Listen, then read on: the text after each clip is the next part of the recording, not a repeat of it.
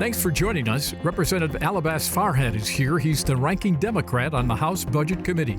Our lead story, another Democrat enters the race for governor. His name, Lieutenant Governor Garlin Gilchrist. On the OTR panel, Kyle Melinn, Emily Lawler, and Colin Jackson. Sit in with us as we get the inside out. Off the Record.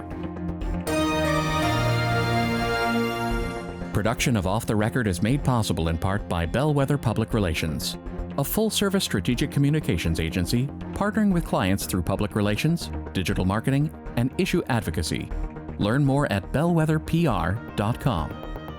And now, this edition of Off the Record with Tim Skubick. Thank you very much. Welcome back to Studio C, and we have a new gubernatorial candidate, Garlin Gilchrist. You surprised? I mean, not really. This is something that he's wanted for a long time. It's been no secret that he's won at higher office. I think that, he's been lieutenant governor for 6 years now. I think the issue for him, though, for real, is figuring out what lane is he going to occupy within this Democratic primary nomination process. You already have Secretary of State Jocelyn Benson trying to take up some of the progressive votes. You have Genesee County Sheriff Chris Swanson taking up kind of more of like the working class appeal. And so you have Lieutenant Governor Gilchrist, who's coming in a little bit later to the game, still very early. I mean, the election's not for another year and a half now, but he's still coming in trying to figure out, okay, making a name for himself and what he can bring to the table for Michigan. Isn't it amazing that you're saying he has to make a name for himself when he's been a heartbeat away from being governor? I mean, he's been lieutenant governor and he's taken on some independent projects. I do think that, Whitmer has entrusted him with leading some initiatives. He's worked a little bit with small businesses. He's worked on some diversity issues. And frankly, I think that, he's taken a lot of initiative in that role. I'm curious about what the Whitmer machine does to help him. She's not endorsing Emily. I know.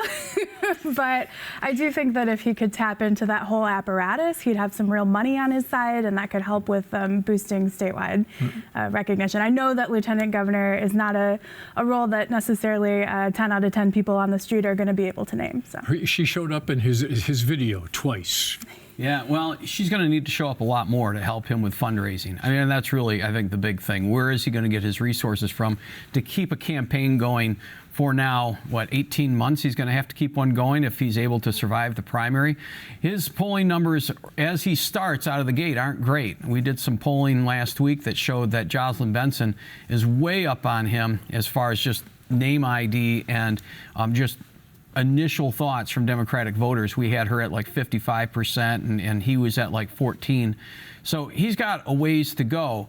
And you do, to Colin's point, you got to wonder who he's going to connect with. He is going to get a lot of support from the African-American community who would like to see first black governor of Michigan. That would be a great thing, a great accomplishment.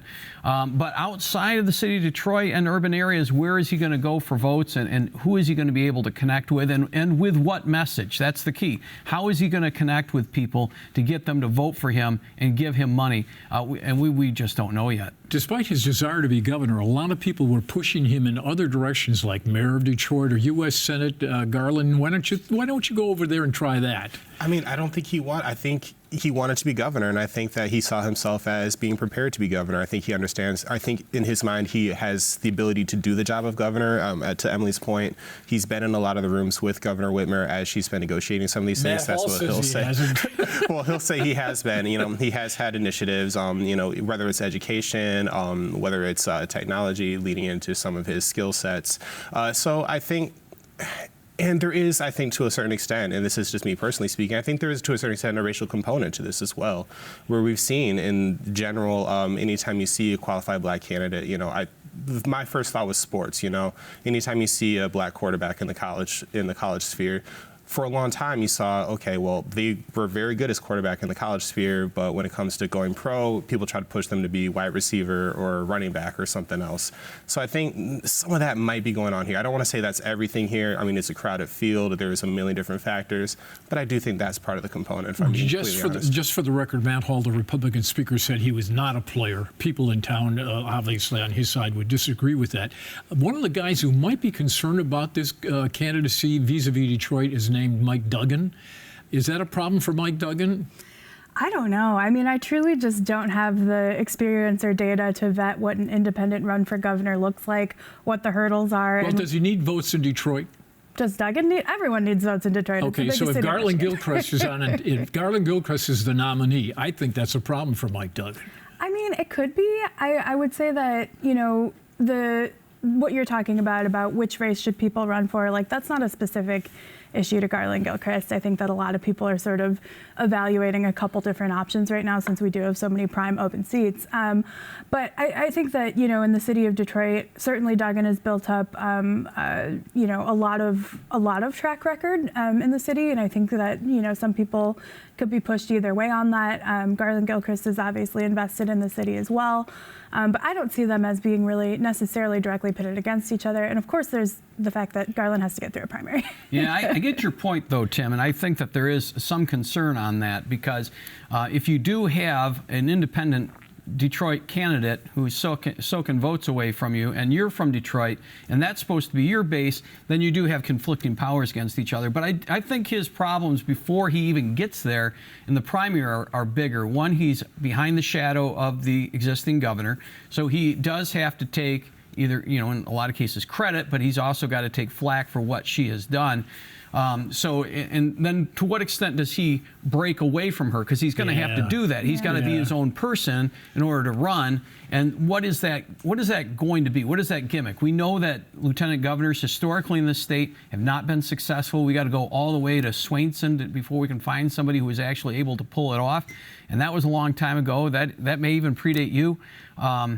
Maybe not. I can't remember. Yeah, exactly. But he's got to find something, a gimmick or some kind of inertia to get him there. If you take a look at the past gubernatorial candidates, Whitmer had the charisma, Granholm had the charisma, Snyder had the tough nerd gimmick. What is going to connect him with people? And that's what I'm going to keep falling back on, because that's what you need. You need that special oomph. And I just don't know what that is for him yet. Pete Buttigieg. Adios. I was surprised. I thought he was going to run for governor. I really did. Did anybody else? I never thought that he was going to do it. Okay, and this is just. That's how we think. I thought he was going to run for U.S. Senate. I thought he was going to run for U.S. Senate. For the U.S. Senate. Okay. Yeah, and I'm definitely in the minority here in thinking that he wasn't going to do it. And part of this, honestly, I just think is because you have such a crowded field already. You have so many Democrats, high-profile Democrats within the state already kicking the tires. And I think those are folks who are from Michigan, who have held office here for a long time. Meanwhile, Pete Buttigieg, while popular on a national scale and popular among Michigan residents, he hasn't lived here as long. He hasn't held office here in Michigan, and I think that was going to hit him at some point in the primary campaign. I thought that, in terms of a U.S. Senate candidacy, perhaps that would be a little bit easier of a sell for someone who hasn't lived in Michigan as long. You could certainly make the case that he's been in D.C., he has the connections there, he could run and represent Michigan there. So I thought that was in the cards, but it seems like 2028 is what's really in the cards for him. Yeah, I would agree. I think 2028's in the cards. And it's kind of weird to think that he'd have a better chance at the presidential nomination than being the governor of the U.S. Senate candidate in Michigan. I mean, that's a weird thing to say, but it may be the case. I mean, his national popularity is through the roof. Remember, the votes in Iowa have been counted, and he did win that caucus. It took him 3 years to figure it out, but he actually did win that. And so he's got popularity. And I think there's people who are anxious to support him on a national level. And I think as the Democrats sort of figure out what their next tactic is after the 2024 loss, I think there is sort of a moderate strain that he could embody that's gaining some traction within the party. The reason I thought that the governor thing was a better fit, in talking to him privately, they got the twins, okay? They're young kids. You can be governor and still be a father. Okay, you can be a father. I talked to Barack Obama about being a father. A lot of stuff went on with the girls that he had nothing to do with. And I just thought that family thing and being in Traverse City, we're not ignorant here. Carpetbagger thing might have been played, but I didn't think it was a deal closer. But anyway, I think you're all right. He obviously runs for president. All right, so the governor's got a tariff problem. Let's take a look at what that is.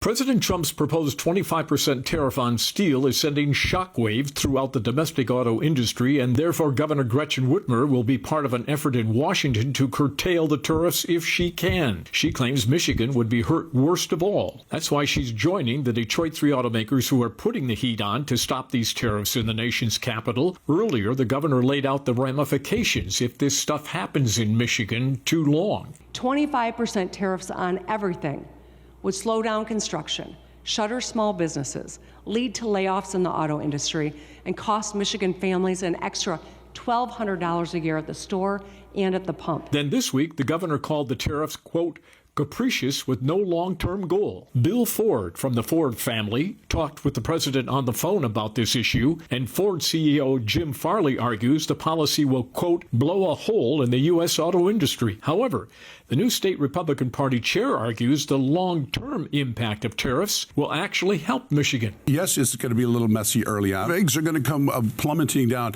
Again, he said those exact words. Nothing in economics is instantaneous. These all take time. There is no economist that say you pull the lever and instantly everything in the country changes on that day. It's not how things work. If there are eventual layoffs in the auto sector, including assembly lines and suppliers, the trickle-down impact at the state capitol will be obvious. Right now, lawmakers are writing the new state budget, with the huge tariff cloud hanging over the talks. Cutting state services to make up any lost revenue at this read cannot be ruled out, unless, of course, the president is right, and that eventually the policies he has will kickstart the U.S. economy, and lawmakers will have more money to spend rather than less. And so, Kyle, who shows up in the Oval Office but one person named Gretchen Whitmer, one-on-one with the press? Yeah, that was big. Yeah, so that happened on Thursday, and they did talk about economic development, tariffs. Those are items of concern, border security. So, yeah, I mean, in order to get one-on-one FaceTime with the governors or the president, it's a pretty big deal. That was not on his public schedule. She did happen to be in town, but what a difference this is from her first term and his first term. It took her 4 months. Last December, she said, I'm going to do this, and here she is. Yeah, it's good tactics on her part. It's better to be in the ear of the president than combating with him. I mean, she could be like other Democrats and go into war, but is that really beneficial, or is it beneficial to be in his office and talk to him and say, you know what, these tariffs are not going to be helpful for our state, and I appreciate what you're doing, but this is going to really hurt our industry and the domestic autos. So, hats off to her for giving that a try, and so far she's been successful. Emily? I think she's got a lot more wiggle room on something like auto incentives or the Selfridge argument she's making. Those haven't been planks of Trump's platform. Those are maybe things that he's more movable on. But when it comes to tariffs, I mean, Trump's been very transparent. He's locked in on this issue. He's been very transparent about this on the campaign trail up through now, I guess. They're on again, off again. They're going on to different products in different sectors. Certainly it seems like he's trying to land on a mix that everybody's comfortable with, but I think that for the governor, it's a really hard case to make that one of his signature issues is something that's hurting Michigan. Yeah, I mean, I kind of agree with Kyle here, where the governor, a lot of her national profile came from being kind of this oppositional figure to the first Trump administration. But now, I mean, that he's threatening funding for a lot of different states. Michigan depends a lot on states. I think the number we hear thrown around is $45 billion in the budget or something to that effect. So you don't want to risk that. And yes, at this point, I can see why for her it would be better to have the ear of the president than to be an adversary of him. And then one other thing is there's that enormous project in Genesee County, that Mundy Township project, the microchip plant, that was supposed to get some money from the CHIPS Act that the president said. The president said we gotta bury, and so she's got to be in his ear saying, hey, you know what, that Mundy Township plant would be enormous for us. So if you can just let that one go and maybe expand that, open up your mind on it, that'd be great. All right, despite the clip that you saw between the two chairs, did any of you see that show last week by any chance? No, I did. What show? The Runstead and Curtis Hertel.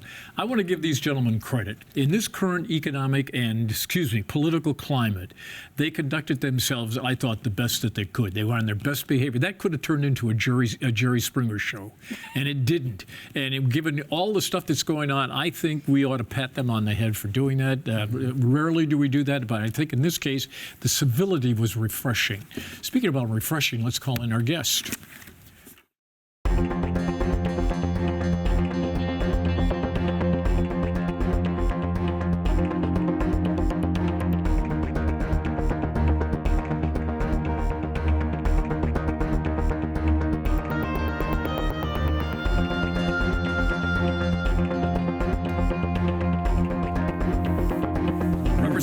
Welcome to Off the Record. I know you've been wanting to do the show for a while. It's great to have you on board. So let's cut to the chase. Is Matt Hall right? Can we fix the roads without a tax hike? I think you got to look at it holistically, right? You can do anything without doing anything, but what you got to do is look at how you hold schools harmless. How do you solve that issue? And you can solve it by diverting sales tax revenue, but that's just going to create a hole in our general fund. I think what we have to be talking about is what do we want our state's infrastructure to look like long-term sustainably? So do you have to raise taxes to do it? I think revenue has to be a part of the conversation. I do. So Mr. Hall's wrong. I think Mr. Hall's right that maybe you could do some of his plan without raising revenue, but if you want to fix roads long-term, you need revenue. Representative Farhat, you've actually introduced bills, the first person in the House to introduce bills to fix the roads long term. Just give our viewers a little idea of what you are proposing. Yeah, I've introduced a number of bills, right? Last term I introduced the CIT earmark, sent the entire corporate income tax to roads. Let's just do that, right? That money, we spend it on these economic development projects. Let's just put it to roads, things we all can agree on. Raise the corporate income tax. Let's hold schools harmless. That should be on the table to consider too, right? I think for a long time we've looked at taxing the working class and working families of our state to fund road solutions. I think no more. I don't think my caucus will tolerate that, and I don't think I'll tolerate that either. And another one is digital advertising. We see these annoying ads all the time. It's a really harmless ad. It won't impact anybody here, but it'll impact the biggest corporations in the world who can pay a little bit of money to our state so we can fund the roads or schools or what we need. And then recently, I understand that you had a meeting with the governor and a few select legislators. What happened at that? Yeah, I want to say we are really fortunate to have a governor like Gretchen Whitmer here in Michigan. We are. Somebody who's willing to, she's really gone into the weeds on the roads. Obviously, she campaigned on fixing the damn roads. And we have a leader like Speaker Matt Hall right now who wants to get it done. And I think, as long as the two are staying engaged and there's legislators like myself at the table, we're going to get this done. She was very adamant it's something she wants to see. And I think that's something that is refreshing in this climate, is that a leader who just says, this is what we need to do. We're going to get there. Let's get it done. You're someone who's bringing new ideas. The billboard thing is certainly a new idea.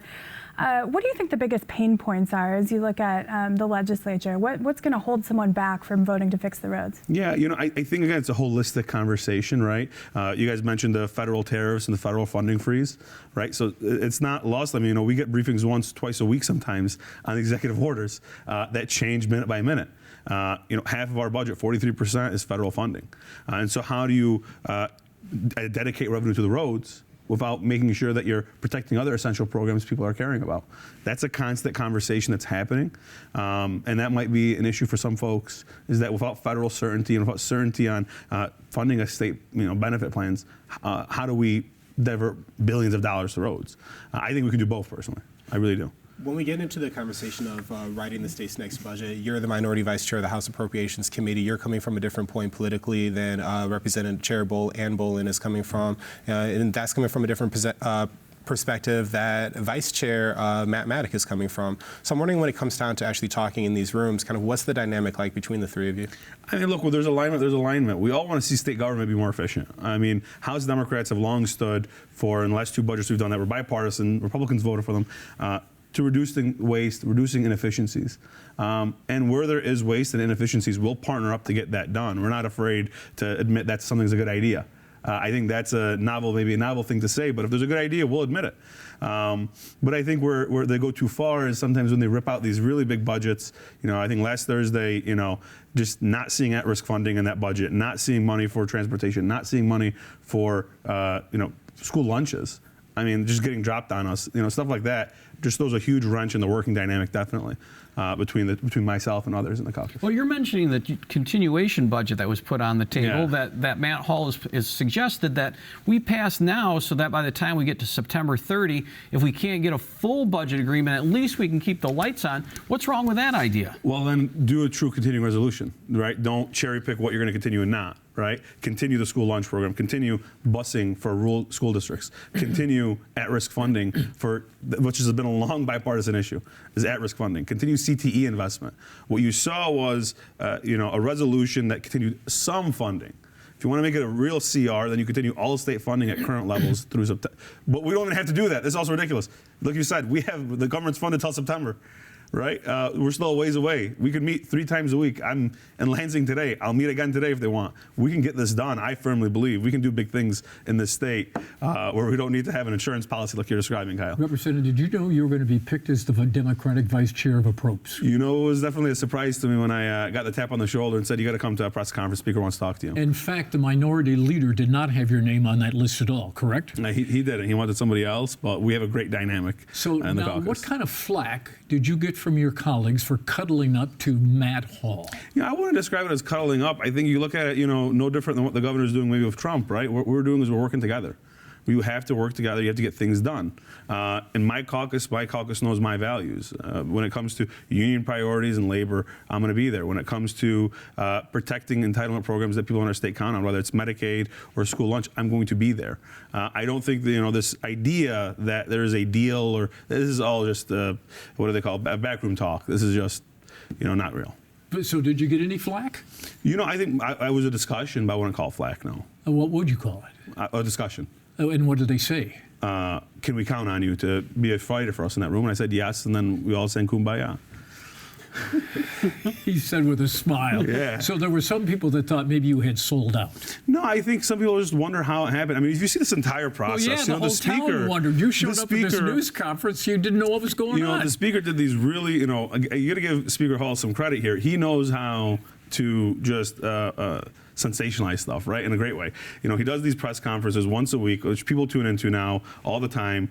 And, he started off with the approach, then he did judiciary, he had all these sheriffs behind him. Then he did, oversight or sweeping subpoena power, right? And so here you have the speaker, really building up this narrative and really kind of engaging with the media in a way I don't think we've seen. I don't know if you folks have seen it like this before. And it just created this kind of interest, right? Where it's kind of a human interest story. How are these people where they are? I'll tell you, that's a good question from Matt Hall. I don't know how people got to where they got to. Representative, I want to go back to your plan on funding the roads. You had mentioned using the corporate income tax money to fund the roads as opposed to economic development programs. Now, what's your thoughts then on the state using money for economic development programs? Obviously, there's been a proposal in your city, in Detroit, to tear down the RenCen and do some things there. So what role does the state have in economic development programs if you're using that money for roads? Yeah, look, there's some good economic development tools that we have that don't require cash infusions like SOAR. We could also look at things like HIRE. Ohio, that's, I think, the only economic development tool Ohio uses is the equivalent of a HIRE, payroll capture, right? We can look at programs like that.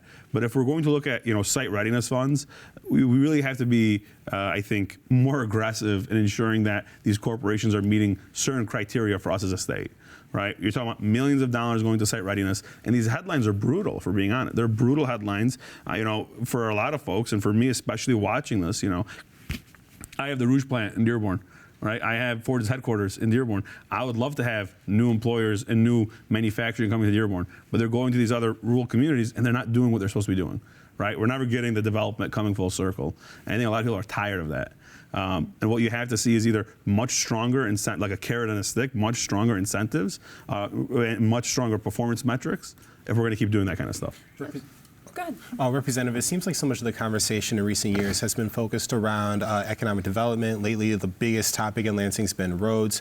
I haven't heard a lot about social safety net, housing, affordability, things like that. I'm wondering, where does that fit in with this upcoming budget process, or do you feel like those things are being deprioritized or de-emphasized right now? No, I think there's a big conversation on affordability, right? I actually commend the Senate Dems on their RX Kids proposal for the statewide. I think that's one of the greatest proposals we can do, right? We know that, for prenatal and postnatal outcomes, financial assistance is what helps these young couples, these young women actually be able to have a healthy birth. I think the Senate Dems took it head on, and I commend them for that.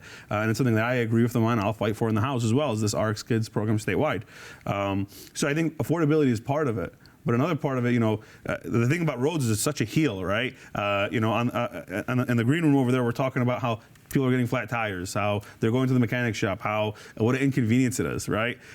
Until we fix that problem, that's a chronic problem for people. And it's also an economic stimulant. 90,000 people are employed by the governor's $750 million bonding program, right? The $3 billion bonding program. 90,000 people. Who's your candidate for governor? Oh, wow. Him. Hey, that's a question for overtime right there.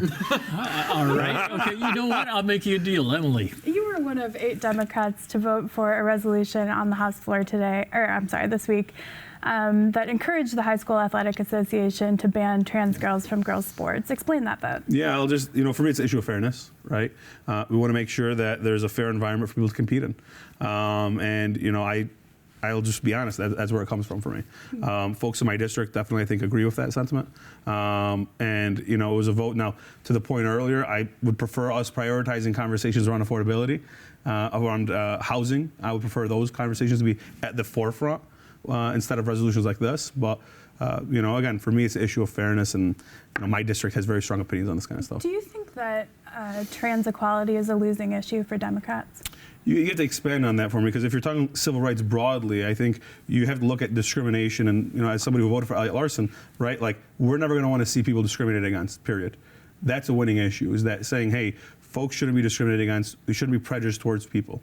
I think I can't kind of guess the full gamut of what that means, what you're saying there. But when it comes to civil liberty, I think that's never a losing issue, right? But I don't know beyond that what you're referring to. So you're looking to draw some lines between civil liberty and full participation and other things that may affect other people? I mean, again, it's fairness. Yeah, it's a fairness thing, right? I mean, you see, if a girl's competing, biological girl versus even if they're a trans woman, it's just a difficult dynamic for a lot of people to watch that happen. Representative, since you're committed to an overtime, let's do it. Yeah. All right. You know what the first question is going to be. Yeah. But first, close credits. Go to WKAR.org for more of the good representative from Dearborn and the Democratic Vice Chair of the Probes. See you on the other side, folks. Production of Off the Record is made possible in part by Bellwether Public Relations, a full-service strategic communications agency partnering with clients through public relations, digital marketing, and issue advocacy. Learn more at bellwetherpr.com. For more Off the Record, visit WKAR.org. Michigan public television stations have contributed to the production costs of Off the Record.